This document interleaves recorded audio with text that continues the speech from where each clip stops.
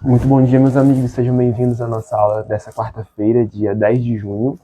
Nós estamos aqui, mais uma vez, reunidos em busca da transformação, em busca de crescer através do conhecimento, através de elevar a nossa consciência, através de renovar a nossa mente. Hoje nós iremos falar, como você pode ver no título do vídeo, sobre coram Deo, uma palavra latina que significa diante de Deus, na presença de Deus, e também significa, né, a continuação, o subtítulo desta aula, que é a prática da presença de Deus. Outro título que eu poderia ter dado para a aula de hoje também é que nós somos todos sacerdotes, mas na escolha entre um ou outro texto, para não deixar nenhuma forma de, ou talvez uma má interpretação ou ambiguidade, eu optei por colocar a prática da presença. Eu espero que você possa entrar junto comigo e buscar junto a mim uma mentalidade renovada. Certamente aquilo que vai ser ministrado aqui vai mudar a nossa mente, vai mudar a forma que nós temos visto a vida, o mundo e, mais importante que todas as coisas, o nosso relacionamento com Deus. Eu gostaria de iniciar lendo uma passagem que se encontra em Êxodo, capítulo 20, versículo 18, onde está escrito: todo o povo presenciou os trovões, os relâmpagos, o som da trombeta e o monte fumegante. E o povo, observando, tremeu de medo e ficou de longe. Disseram a Moisés: fala-nos você, e ouviremos. Porém não fale Deus conosco, para que não morramos. Moisés respondeu ao povo: não tenham medo. Deus veio para provar vocês e para que o seu temor esteja diante de vocês, a fim de que não pequem. O povo estava de longe, em pé. Moisés, porém, não se aproximou da nuvem escura onde Deus estava. Um breve contexto dessa passagem é o povo de Israel estava saindo do Egito, onde eles ficaram em cativeiro, estavam escravizados durante um período de cerca de 400 anos.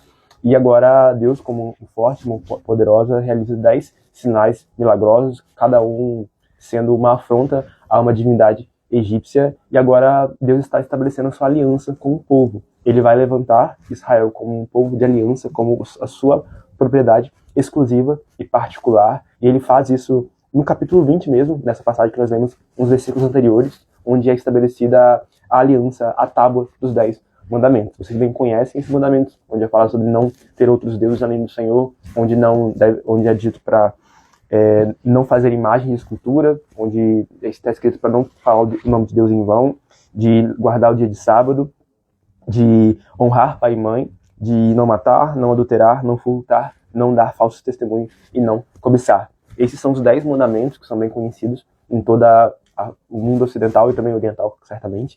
E agora, este texto que nós lemos aqui está inserido nesta passagem. Tente imaginar comigo. O povo de Israel viu Deus se manifestar com vozes, relâmpagos, trombetas. E o monte em que ele estava, o Monte Sinai, estava fumegando. Certamente o povo tinha medo. E este medo também é uma característica exclusiva das pessoas que estão em situação de pecado. Vocês lembram quando lá em Gênesis 3 está escrita a entrada do pecado no mundo? É dito que Adão e Eva sentem medo ao ouvirem os passos de Deus que estava no Éden para se relacionar com o homem, com a humanidade. Toda a viração do dia é escrito que Deus se relacionava com os seres humanos. Mas com a entrada do pecado vem o medo. O medo é também um símbolo do pecado. Então o povo sente medo ao estar junto a Deus e levanta uma pessoa para intermediar este relacionamento entre Deus e o homem. E é essa a principal mensagem da aula de hoje, na presença de Deus. Coram Deo. A gente não precisa levantar outra pessoa para intermediar este relacionamento, para estar entre nós e Deus. O povo de Israel teve medo e por isso levantou a Moisés. Eles ficaram com medo a ponto de dizer a Moisés, nós vemos aqui no versículo 19, fale-nos você e ouviremos, porém não fale Deus conosco, para que não morramos. O povo de Israel teve medo a ponto de querer uma pessoa para estar entre ela e Deus, entre ele e Deus. Que nós não tenhamos esse medo e entendamos que a partir com o sacrifício de Jesus na cruz, todos nós temos livre acesso à presença de Deus. Enquanto eu pensava na aula de hoje, eu lembrava de um livro de Rick Warren, cujo nome é Uma Vida com Propósito. E lá é contada a história de São Lourenço, se não me engano o nome dele, que era um religioso da Idade Média e que ficou conhecido com este termo, a prática da presença de Deus. Para Lourenço, todos nós podemos praticar a presença de Deus, estar diante de Deus, vivendo coram Deo, onde quer que nós estejamos, seja lavando vasilha, seja varrendo casa, seja lavando roupa, seja as atividades mais talvez espiritualizadas, como talvez eu estou fazendo aqui, como ministrar uma aula, como louvar, como talvez ajudar o outro, ou seja, nessas atividades menos espiritualizadas, entre aspas, porque Deus criou todas as coisas. Do Senhor é a terra e a sua plenitude, nos diz o Salmo 26. Por isso que é entender que Deus está presente em todos os lugares. A onipresença ou ubiquidade de Deus é uma das doutrinas fundamentais das Escrituras. É entender que tudo aquilo que nós fazemos é para a glória de Deus. Um dos 5 solas da Reforma Protestante é isso. Soli Deo Glória. Vamos ver se eu lembro aqui. Soli Christus, soli Escritura, soli Gratia, soli Fide e soli Deo Glória. As 5 solas, os 5 pilares principais da Reforma Protestante. E também este termo, coram Deo, foi muito pregado, proclamado pelos reformadores, em dizer que não é privilégio exclusivo de apenas uma elite da sociedade, apenas dos clérigos, apenas da diferença, né, entre o laicato, entre os leigos e os sacerdotes. Mas, na verdade, todos nós somos feitos sacerdotes. Deus nos compra para ser um povo de reis e sacerdotes entre ele. E eu aprendo na escola de paternidade que eu participei em janeiro de 2025 que sacerdócio significa isso, ter acesso. Nós temos acesso à presença de Deus. Este é o maior bem, o maior benefício que nós temos. Muitas pessoas buscam carros, que são bons, buscam realizações, e são sim importantes, mas a coisa principal precisa ser a presença de Deus. O salmista, no Salmo 37, versículo 4, vai dizer: uma coisa peço ao Senhor, e a buscarei, que eu possa habitar todos os dias em sua casa e contemplar a sua... Na verdade, não é o Salmo 37, 4, não. Eu esqueci agora, eu falei uma referência errada, gente. Na verdade, é o Salmo 27, 4, isso mesmo. Uma coisa peço ao Senhor, e a buscarei, que eu possa morar na casa do Senhor todos os dias da minha vida, para contemplar a beleza do Senhor e meditar no seu templo. Pense comigo, Davi, o maior rei naquela época, né, antes de Salomão, um rei que tinha muitas posses, tinha muitas realizações, mas uma coisa ele diz: uma coisa eu peço ao Senhor, que eu possa habitar em sua casa, que nós possamos ser essa pessoa de uma única coisa. Ontem eu ganhei alguns livros de um professor da faculdade, e um dos títulos é este: a única coisa. Eu até preciso ler nas próximas dias, próximas semanas, né? E que nós possamos ser uma pessoa de uma única coisa, de um único desejo, de buscar ao Senhor. Ainda o salmista vai dizer em outro salmo que ele fez um acordo, né? Ele não descansaria os seus olhos até que a casa de Deus, que Deus pudesse descansar, que ele tivesse uma casa. E esta casa, sabemos que foi, a princípio, o tabernáculo de Davi e depois o templo que Salomão constrói, erige. Nós sejamos essa pessoa com um só pensamento.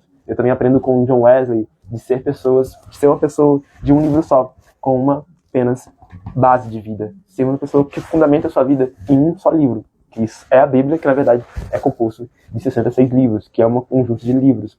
Que sejamos a pessoa que não vai ser bitolada, alienada de tudo aquilo que acontece no mundo, não. Eu busco sim aprender, é importante sim estar em contato com as diversas filosofias de vida para poder comunicar com os outros, para aprender de fato a estar presente e saber dialogar com aqueles que pensam de forma diferente. Mas todas as formas de vida, todas as ideias, todas as ideologias precisam passar pelo crivo das Escrituras. Precisa estar entendendo que Deus está em todos os lugares. Ele busca um relacionamento conosco. Nós precisamos buscar a cada dia estar mais próximo de Deus, porque Ele deseja estar conosco.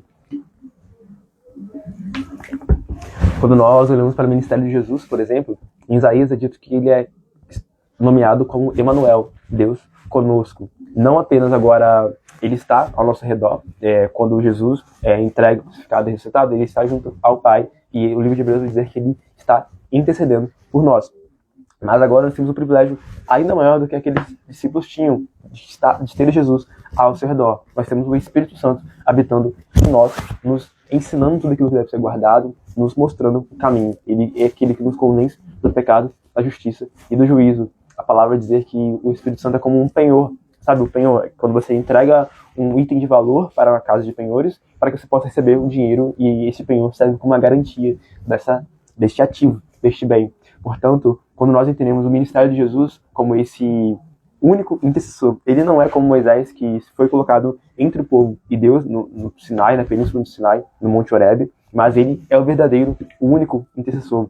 E Timóteo vai falar que Jesus é realmente este único, aquele que o único que faz essa ponte, né? O sumo sacerdócio significa isso, o sumo pontífice, aquele que realiza e estabelece uma ponte, uma conexão entre o homem e Deus. Nós podemos agora entrar confiadamente no trono da graça, como Hebreus vai dizer, para receber de Deus graça e misericórdia a tempo oportuno. Que nós sejamos pessoas com um único desejo apenas de buscar a face de Deus. Que sejamos como Moisés, que sim, vai pagar o preço, talvez, vai subir um monte para estar mais próximo de Deus. Figurativamente falando, né? Metaforicamente falando. Subir um monte. Talvez correr o risco de ser, talvez, de santificar, buscar a santidade, a santificação sem a qual ninguém verá a Deus, de abrir mão de coisas agora, entendendo que existe uma beleza, existe uma riqueza, existe um bem, um benefício, um prazer maior, que é estar na presença de Deus. Ainda o salmista, eu estou citando muitos salmos agora, né? Tem muitas aulas que eu falo sobre Paulo, mas hoje eu tenho que falar sobre Davi. Outro Salmo 16, versículo 11, vai dizer que Deus fará conhecer a vereda da vida, e à sua direita há delícias perpetuamente. Isso mesmo, Salmo 16, 11. Tu me farás ver os caminhos da vida, na tua presença há plenitude de alegria, à tua direita há delícias perpetuamente. E na conclusão dessa aula, lendo também aquilo que Salomão dizia, que a sabedoria é a coisa principal. Eu pretendo futuramente realizar uma série de aulas sobre provérbios, mas já adiantando uma coisa, se nós entendemos que Deus é a sabedoria em pessoa, de Deus provém toda a sabedoria, Tiago vai dizer que se alguém tem falta de sabedoria, Tiago 1,5, peça a Deus, que a todos dá de forma generosa. Também Salomão vai falar que a sabedoria é a coisa principal. Nós precisamos buscar a sabedoria. E se sabedoria é uma pessoa, nós entendemos então que ao buscar a Deus e vice-versa, buscar a sabedoria, nós encontramos um ao outro. Em Deus está contida todos os tesouros da sabedoria. Paulo vai falar isso em Colossenses, se não me engano, que em Cristo estão contidos todos os tesouros da sabedoria e do conhecimento. Toda a filosofia grega, toda a filosofia platônica, aristotélica, socrática, tudo que é verdadeiro, que tudo aquilo que reflete o bem, o sumo bem, né, como eu falei, que Deus é a fonte de todo bem, toda a beleza, tudo isso aponta para Jesus, aponta para o próprio Deus em pessoa. Quando Jó vai dizer, Jó 28, se não me engano, que é a passagem principal do livro de Jó, que é falar sobre a fonte de sabedoria, ele vai dizer que a sabedoria não é encontrada na terra dos seres viventes. Nós temos o ouro que é encontrado, aqui, versículo 2 do capítulo 28 de Jó. O ferro é tirado da terra e da pedra se funde o cobre. Os homens põem termo à escuridão e até os últimos confins procuram as pedras ocultas nas trevas e na densa escuridão. Agora passando para o versículo 12 do capítulo 28 de Jó. Mas onde se achará a sabedoria? E em que lugar estará o entendimento? O ser humano não conhece o valor da sabedoria e ela não se encontra na terra dos viventes. Versículo 20 ainda vai falar que mas de onde vem a sabedoria? E em que lugar estará o entendimento? Está encoberta aos olhos de todos os seres vivos e oculta às aves do céu.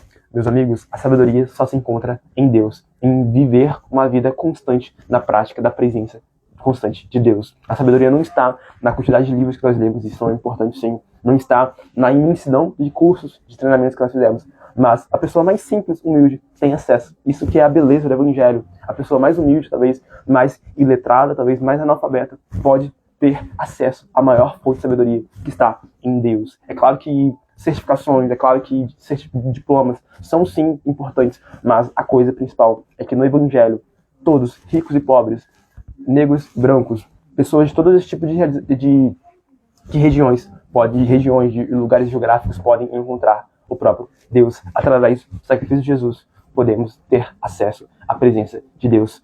Coram Deo, diante da presença, uma vida entendendo que Deus está conosco. Que nós possamos entender essa verdade no dia de hoje, buscando ao Senhor todos os dias, até que Ele venha. Muito obrigado pela sua participação. Até a próxima aula. Um forte abraço. Um bom dia.